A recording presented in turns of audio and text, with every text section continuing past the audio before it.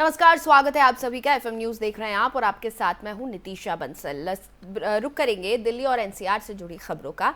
सबसे पहले बात कर लेते हैं दिल्ली के सीएम अरविंद केजरीवाल की। दरअसल मिशन गुजरात को लेकर दिल्ली के सीएम अरविंद केजरीवाल लगातार प्रयासरत दिख रहे हैं और जोरों शोरों से मिशन गुजरात चल रहा है। आपको बता दें कि अरविंद केजरीवाल लगातार गुजरात दौरे कर रहे हैं और इसी कड़ी में अरविंद केजरीवाल 2 दिन के गुजरात दौरे पर जाएंगे। बताया जा रहा है कि 16 और 17 अक्टूबर को गुजरात दौरे पर केजरीवाल जाएंगे और जानकारी के अनुसार केजरीवाल भावनगर, मेहसाणा और दीसा में जनसभा को संबोधित करेंगे। तो सीएम अरविंद केजरीवाल लगातार गुजरात के दौरे कर रहे हैं और एक बार फिर 16 और 17 अक्टूबर को गुजरात के 2 दिवसीय दौरे पर रहने वाले हैं सीएम अरविंद केजरीवाल। कई घोषणाएं उन्होंने वहां पर की हैं चुनावों से पहले, जैसे कि 300 यूनिट तक फ्री बिजली, सभी के लिए मुफ्त चिकित्सा और शिक्षा, तमाम वादे किए जा रहे हैं, रोजगार दिए जाने के, बेहतर सुविधाओं के।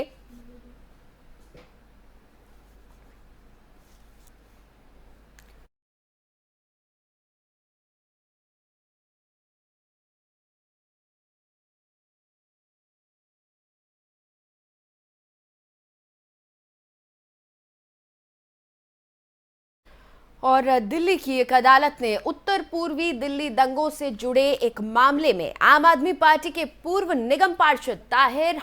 हुसैन और 5 अन्य के खिलाफ दंगा और हत्या के आरोप तय करने का आदेश दिया है। अदालत ने कहा है कि सभी आरोपी हिंदुओं को निशाना बनाने में शामिल थे और उनकी हरकतें जाहिर तौर पर मुसलमानों और हिंदुओं के बीच सौहार्द को खराब करने के लिए थी।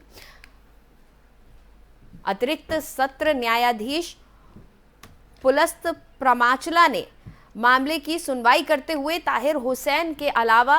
तनवीर मलिक, गुलफाम, नाजिम, कासिम और शाह आलम के खिलाफ आरोप तय करने के आदेश दिए हैं। शिकायतकर्ता अजय झा नाम के व्यक्ति को 25 फरवरी 2020 को चांदबाग के पास भीड़ द्वारा कथित रूप से गोली मार दी गई थी। नॉर्थ ईस्ट जिले में दंगे के दौरान हेड कांस्टेबल रतन लाल की हत्या के मामले में पुलिस ने एक महिला को नोएडा से गिरफ्तार किया है। महिला पर आरोप है कि हमले के दौरान उसने ही भीड़ को इकट्ठा किया था। वारदात के बाद से वो फरार चल रही थी। पुलिस ने उस पर 50,000 रुपए का इनाम और कोर्ट ने उसे भगौड़ा घोषित किया हुआ था और अब उसे गिरफ्तार कर लिया गया है। इस पूरे मामले में पुलिस लगातार आरोपियों से छानबीन कर रही है। और इसी खबर पर ज्यादा जानकारी के साथ मेरे सहयोगी अजीत मेरे साथ फोन लाइन पर जुड़ चुके हैं, उनसे हम बातचीत करेंगे। अजीत, दिल्ली दंगों को लेकर अब ये बड़ी कार्रवाई हम कह सकते हैं कि ताहिर का जो नाम है उसको सुनिश्चित कर लिया गया है कि ताहिर की जो हरकतें थी वो साफ तौर पर हिंदू मुस्लिम के जो आपसी सौहार्द है उसको खराब करने के लिए थी, हिंदुओं को टारगेट किया जा रहा था। साथ ही ये जिस महिला की गिरफ्तारी हुई है नोएडा से, इसके बारे में बताएं। बिल्कुल, मैं बताता हूँ जिस तरीके से जो 2020 में जो नॉर्थ ईस्ट में जो दंगा हुआ उसने न केवल आपसी भाईचारे को बिगाड़ के रखा बल्कि वहां पर जो मौतें हुई, जो वहां पर जो माहौल बिगड़ा, उन सबका जिम्मेदार जिस तरीके से कोर्ट ने भी टिप्पणी करी कि जो ताहिर हुसैन है, आम मतलब साफ तौर पर ताहिर हुसैन को दोषी माना गया है। और जिस तरीके से कोर्ट ने आरोप तय किया है कि ताहिर हुसैन के अलावा जो और भी जो उनके साथ थे उन लोगों ने सोची साजिश समझी साजिश के तहत ये पूरा का पूरा जो दंगा है वो हुआ और दंगा की जो साजिश रची गई जिसमें कई लोगों जो घायल हुए, जो मौत हुई, कहीं ना कहीं जो दिल्ली कुल मिलाकर के जो ताहिर हुसैन जो उस समय के जो निगम पार्षद थे, आम आदमी पार्टी से जुड़े हुए थे, तो उन पर पूरे तरीके से आरोप तय हुए हैं। तो ये साफ तौर पर दिखाता है कि जिस तरीके से उन लगातार जो जिरह चल रही थी कोर्ट में, लगातार आम आदमी पार्टी भले ही अपने तमाम जो कार्यकर्ता को बचाने की भी कोशिश कर रही थी, लेकिन जिस तरीके से आरोप तय हुए उसमें साफ तौर पर ताहिर हुसैन को मुख्य आरोपित मानते हुए इनके और जो रिश्तेदार हैं उनको भी आरोपित में मामला दर्ज किया है। अजीत, जिस महिला को नोएडा से गिरफ्तार किया गया है हेड कांस्टेबल की हत्या के मामले में, जिसने भीड़ इकट्ठी की थी, इस महिला के बारे में क्या कुछ जानकारी मिल रही है? बिल्कुल, जिस तरीके से मैंने बताया कि जानकारी यही मिल रही है कि ये तमाम जो सोची समझी साजिश थी और ये एक षड्यंत्र के तहत वो उस समय जो दंगे की जो प्लानिंग करी गई, क्योंकि कोर्ट ने भी कहा कि जिस तरीके से तमाम, चाहे वो जो आरोपी महिला हो, ताहिर हुसैन हो या इनके अन्य सहयोगी हो, तमाम, और जो पुलिस जो घायल पुलिसकर्मी है अपने गवाह में उन्होंने साफ तौर पर कहा है कि जो गोलियां चल रही थी, जो इस तरह के जो हमले हो रहे थे, वो ताहिर हुसैन के जो घर के जो छत थी वहां से ये पूरा का पूरा जो निशाना साधा जा रहा था पुलिसकर्मी को, उसकी वजह से ही घायल हुए। और तमाम जो आमजन है जिसकी वजह से जो षड्यंत्र रचा गया, जो दंगा भड़का, तो उसमें तमाम ये लोग शामिल थे और ये ताहिर हुसैन की छत से ये सब लोग मिलकर के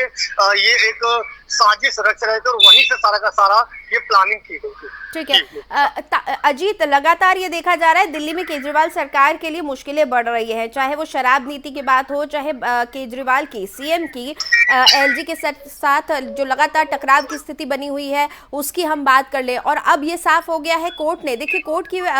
के फैसले को सबको मानना ही होता है, वो सर्वमान्य होता है, और कोर्ट ये साफ कह रहा है कि ताहिर इस मामले में शामिल थे, बकायदा षड्यंत्र रचा गया था। लग रहा है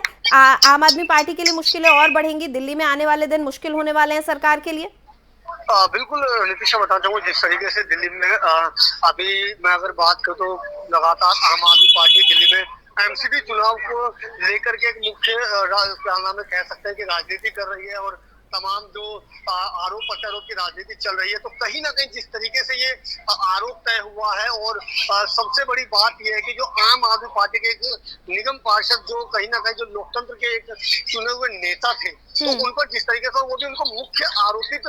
बनाया गया, कोर्ट ने मुख्य आरोपित घोषित किया, क्योंकि कोर्ट के फैसले को सर्वमान्य होता है, कोर्ट के फैसले का हर कोई आदर करता है, सम्मान करता है। तो ऐसे में जिस तरीके से कोर्ट ने भी ताहिर हुसैन को मुख्य आरोपी माना है, हाँ। तो वो एक उस समय के निगम पार्षद थे, तो कहीं ना कहीं आने वाले समय में चाहे जैसे दिल्ली में निगम के चुनाव की जो